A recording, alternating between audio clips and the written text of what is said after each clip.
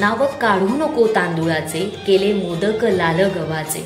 हाल ओळख साऱ्या घरांचे, दिन येतील कारे सुखाचे। सेवा जाणूनी गोड मानूनी, द्यावा आशीर्वाद आता। बाप्पा मोरया रे, बाप्पा मोरया रे, चरणी ठेवी तो माता। या गाण्याचा असा आता आपण सगळेच जण गणेशोत्सवात ऐकत असतो।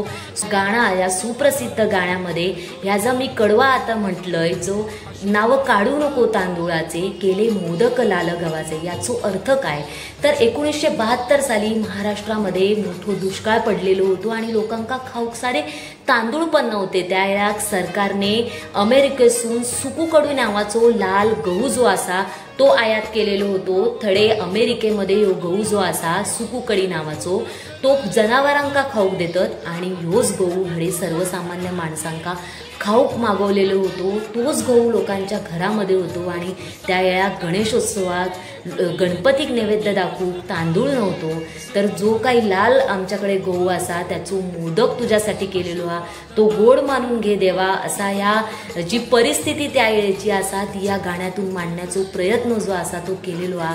तुमका याबद्दल माहिती होता काय आम्हाला कमेंट करून नक्की सांगा।